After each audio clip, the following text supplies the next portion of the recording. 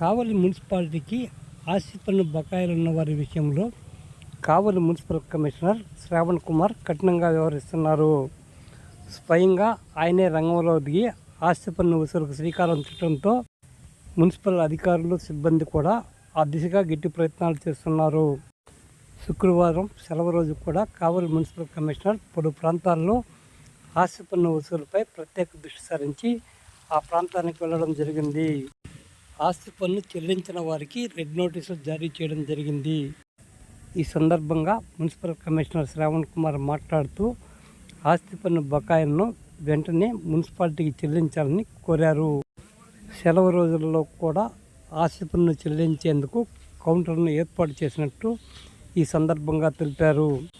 ఈ ఏడాది ఆస్తి పన్నుపై ఎలాంటి మినహాయింపులు ఉండవని, ఈ విషయాన్ని ఆస్తి పన్ను చెల్లించవలసిన వారు గుర్తుంచుకోవాలని పేర్కొన్నారు.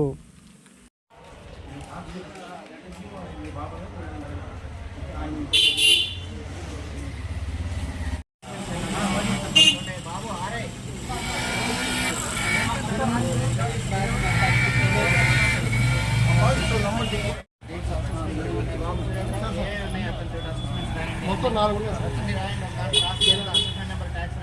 ఒక రెడ్ నోటీస్ రాదు అతికించండి. ఇంకో దాని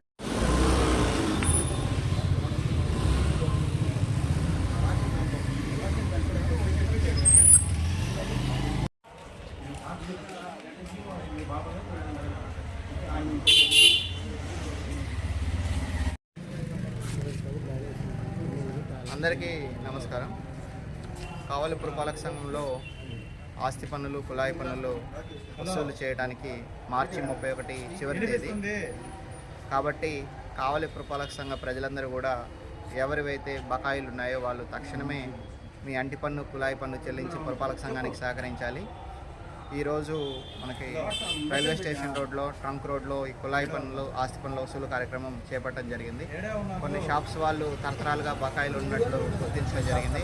వాళ్ళందరికీ కూడా మనము గత నెల రోజుల క్రితమే రెడ్ నోటీస్ జారీ చేసి సీజ్ చేస్తామని హెచ్చరించడం జరిగింది.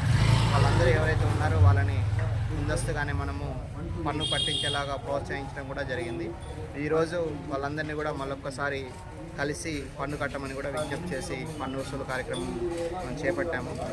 మనకి 31 వరకు చివరి తేదీ. ఈ సంవత్సరము ఆస్తి పన్నుకు సంబంధించి ఎలాంటి వడ్డీ రాయితీ వచ్చే అవకాశం లేదు.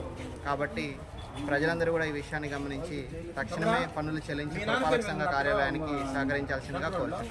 ప్రజల సౌకర్యార్థము అన్ని సచివాలయాల్లో, అలానే మున్సిపల్ ఆఫీసులో కూడా పన్ను వసూలు కౌంటర్, ప్రత్యేకమైన కౌంటర్ ఏర్పాటు చేయడం జరిగింది. కాబట్టి ప్రజలు ఈ విషయాన్ని గమనించి సెలవు రోజుల్లో కానీ, ఆదివారాలు కూడా కానీ కౌంటర్స్ పనిచేస్తాయి. మనకి 15 రోజుల సమయం ఉంది. కాబట్టి ప్రజలందరూ కూడా తక్షణమే పన్ను చెల్లించి పురపాలక సంఘ కార్యాలయానికి తోడ్పడవలసిందిగా కోరుతున్నాం.